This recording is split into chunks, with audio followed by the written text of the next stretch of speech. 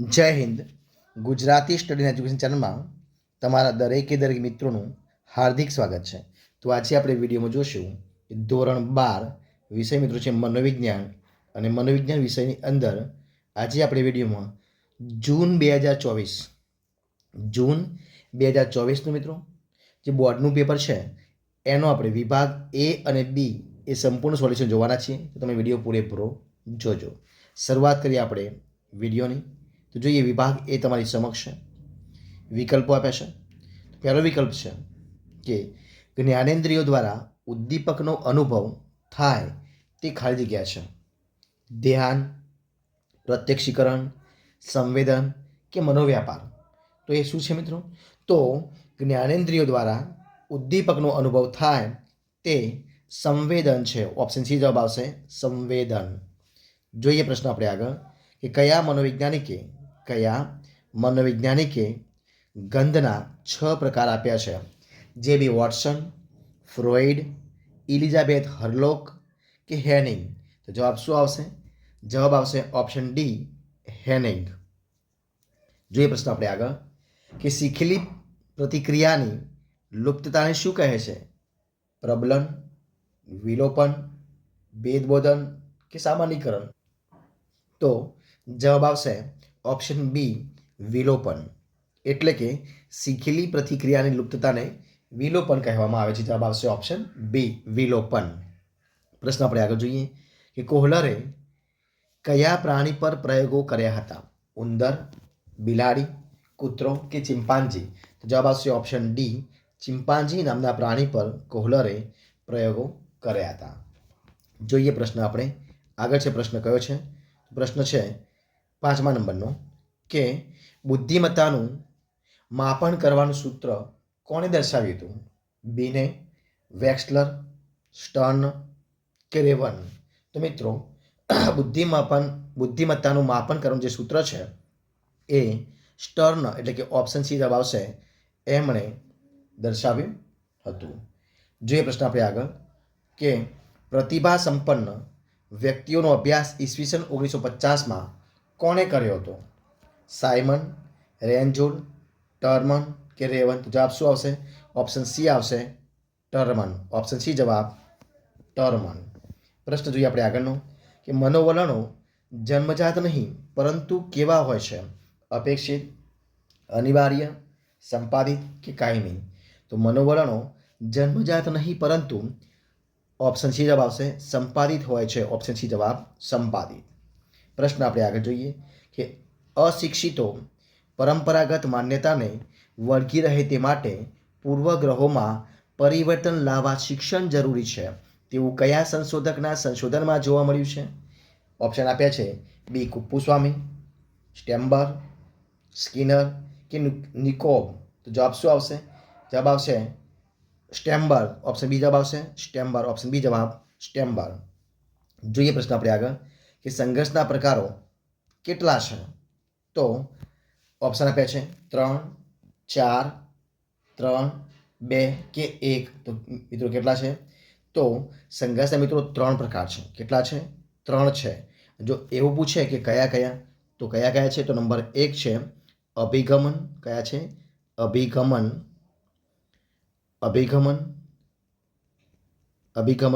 છે. બીજા નંબરનો છે અભિગમન વિગમન છે. અને ત્રીજા નંબરનો છે વિગમન. આ પ્રમાણે છે.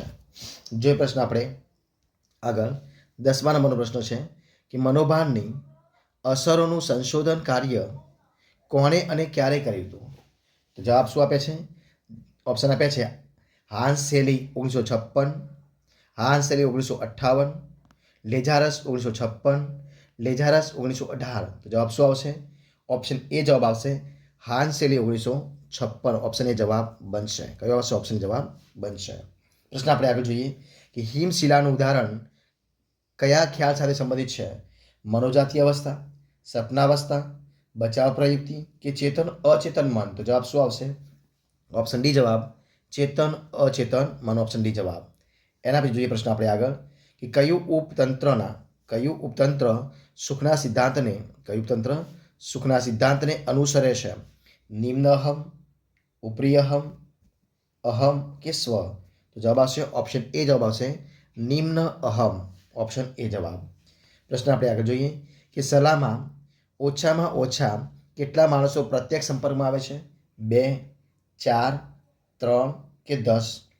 તો સલાહની અંદર ઓછામાં ઓછા 2 એટલે કે ઓપ્શન એ જવાબ બનશે 2 માણસો એ પ્રત્યક્ષ સંપર્કમાં આવે છે. પ્રશ્ન આપણે આગળ જોઈએ કે તાર્કિક ભાવાત્મક ઉપચાર પદ્ધતિ કોણે આપી છે? એલિસ, રોજર્સ, ફ્રોઇડ કે ટર્મન? તો જવાબ શું આવશે?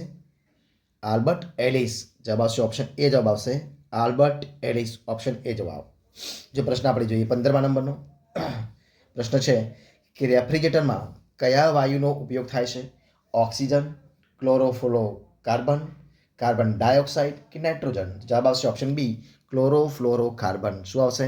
ઓપ્શન બી જવાબ ક્લોરોફ્લોરોકાર્બન. પ્રશ્ન આપણે આગળ જોઈએ 16મા નંબરનો. તો પ્રશ્ન છે કે ઓઝોનનું પડ પાતળું થવાને કારણે કયા રોગોનું પ્રમાણ વધી રહ્યું છે? ચામડીના કેન્સરનું, લોહીના કેન્સરનું, અસ્થમા કે લોહીનું ઊંચું દબાણ? તો જવાબ આવશે ઓપ્શન કયો આવશે? ઓપ્શન એ ચામડીના કેન્સરનું. ઓપ્શન એ જવાબ બનશે ચામડીના કેન્સરનું. પ્રશ્ન આગળ છે ઈચ્છિત પ્રવૃત્તિને પ્રબળ કરે તેને શું કહેવાય? ઓપ્શન છે પ્રબલન, પ્રેરણા, વસ્તુ કે ગ્રાહક? તો જવાબ શું બનશે? ઓપ્શન એ એને પ્રબલન કહેવાય. શું કહેવાય? ઓપ્શન એ જવાબ બનશે પ્રબલન. પ્રશ્ન આપણે આગળ જોઈએ કે નીચેનામાંથી કયું સંસ્થાનું લક્ષણ નથી? અહીંયા જોજો નથી પૂછ્યું છે તો લક્ષણ કયું નથી? સમાન લક્ષ્ય, શ્રમ વિભાજન, સેવાનો અભાવ, જવાબદારી અને અધિકાર? તો જવાબ શું બનશે? સેવાનો અભાવ. એટલે ઓપ્શન સી જવાબ છે એ સંસ્થાનું લક્ષણ નથી, પણ સમાન લક્ષ્ય, શ્રમ વિભાજન અને જવાબદારી અને અધિકાર એ છે, પરંતુ અહીંયા નથી પૂછ્યું એટલે જવાબ છે સેવાનો અભાવ. ઓપ્શન સી જવાબ. પ્રશ્ન આપણે આગળ જોઈએ. તો પ્રશ્ન છે કે વિધાયક મનોવિજ્ઞાનના સુખના પ્રકારો કેટલા છે? 3, 2, 5 કે 4? તો વિધાયક મનોવિજ્ઞાનના સુખના પ્રકાર છે 2. કેટલા છે? 2 છે. ઓપ્શન બી જવાબ છે. અને કયા કયા? તો વ્યક્તિલક્ષી સુખ મિત્રો કયા છે? વ્યક્તિલક્ષી સુખ છે. પહેલું છે વ્યક્તિલક્ષી સુખ અને બીજું છે બીજા નંબરનું કયું આવશે? તો સ્વ પ્રગટીકરણ સુખ આ પ્રમાણે આવશે. બરોબર છે. ત્યારબાદ જોઈએ આપણે આગળ પ્રશ્ન છે 20મા નંબરનો કે મનોવિજ્ઞાનની એક શાખાને વિધાયક મનોવિજ્ઞાન એવું નામ કોણે આપ્યું છે?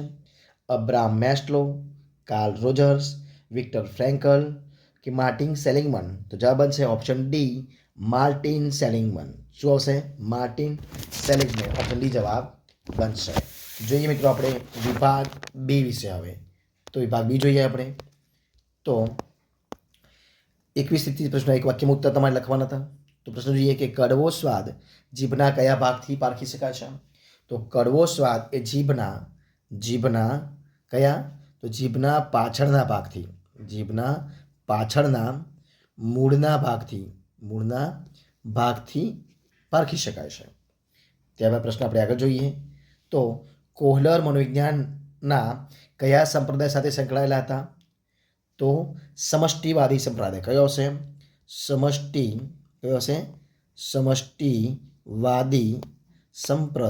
સમષ્ટિવાદી સંપ્રદાય વિશે. બરોબર છે. ત્યારબાદ જોઈએ પ્રશ્ન આપણે આગળ કે બુદ્ધિ અંગેનો દ્વિઘટક સિદ્ધાંત કોણે રજૂ કર્યો છે? તો બુદ્ધિ અંગેના દ્વિઘટક સિદ્ધાંત રજૂ કર્યો છે બ્રિટનના કોને મિત્રો? તો બ્રિટનના મનોવૈજ્ઞાનિક હતા. મનોવૈજ્ઞાનિક જેનું નામ છે શું નામ છે? ચાર્લ્સ સ્પિયરમેન. એમને રજૂ કર્યું. કોને? બ્રિટનના મનોવિજ્ઞાન ચાર્લ્સ સ્પિયરમેને રજૂ કર્યું હતું. એના પછી આપણે જો પ્રશ્ન આગળ કે સમૂહ માધ્યમના સાધનોના નામ મિત્રો કયા કયા છે? તો તમે લખી લેજો.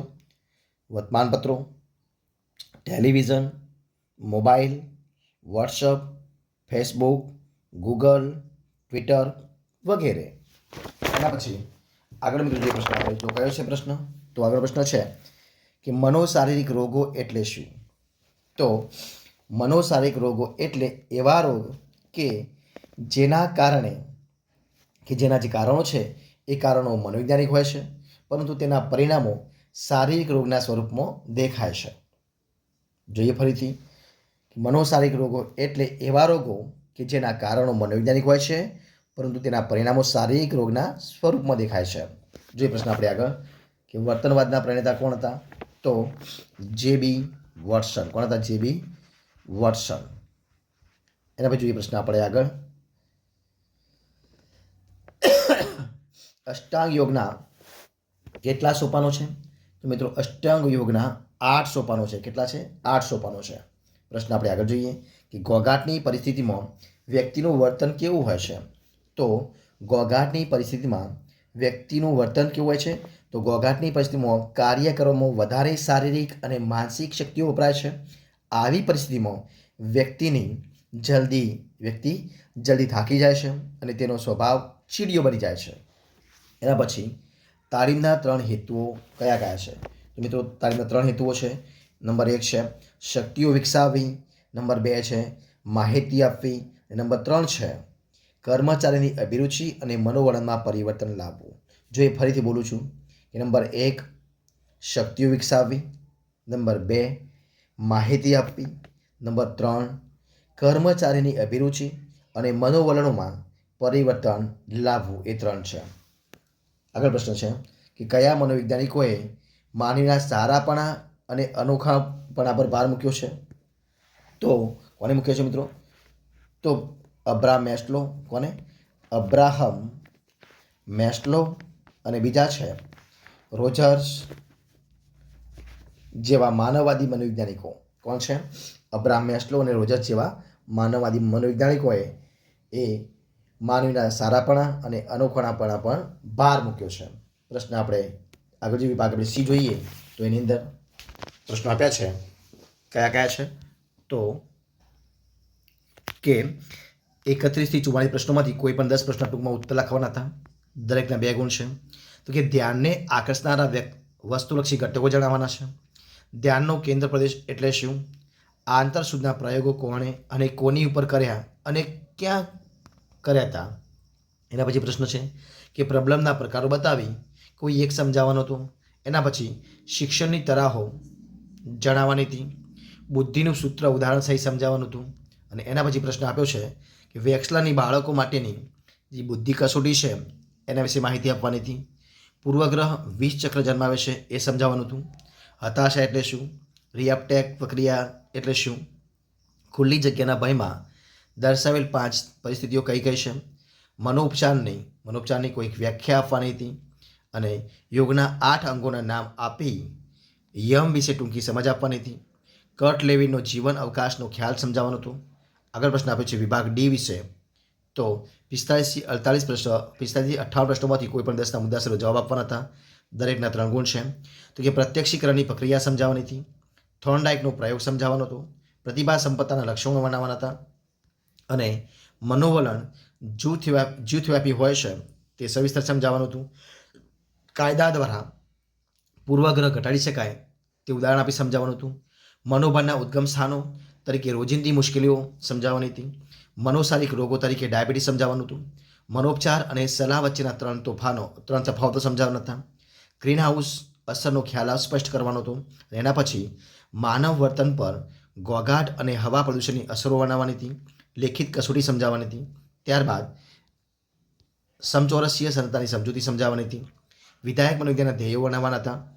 લગ્ન અને સુખ વિશે ટૂંક નોટ લખવાની હતી. વિભાગ ઈ છે તો એની અંદર સવિસ્તર ઉત્તર આપવાના દરેકના 5 ગુણ છે અને 4 પ્રશ્નો છે.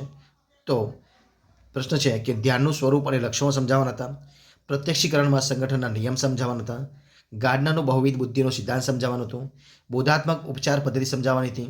પર્યાવરણને બચાવવાના વાર્તનિક ઉપચારો સમજાવવાના હતા. અને એના પછી પાવલોવે કરેલો શાસ્ત્રીય અભિસંધાનનો પ્રયોગ વર્ણવવાનો હતો. તો મિત્રો અહીંયા આપણે વિડીયો પૂરો કરીએ છીએ. જો તમારો વિડીયો ગમ્યો હોય, પસંદ આવ્યો હોય, યુઝફુલ લાગ્યો હોય તો એને લાઇક કરો, કોમેન્ટ કરો, તમારા મિત્રોને વિડીયો શેર કરો અને છેલ્લે ચેનલમાં નવા હોય, ચેનલ સબસ્ક્રાઇબ ન કરી હોય તો સબસ્ક્રાઇબ કરવા માટે વિનંતી છે. આપણે ફરી મળીશું કે નવા વિડીયો સાથે, નવા ટોપિક સાથે. ત્યાં સુધી બની રહો. જય હિન્દ, જય ભારત, જય જય ગરવી Gujarat. Best of luck. Thank you.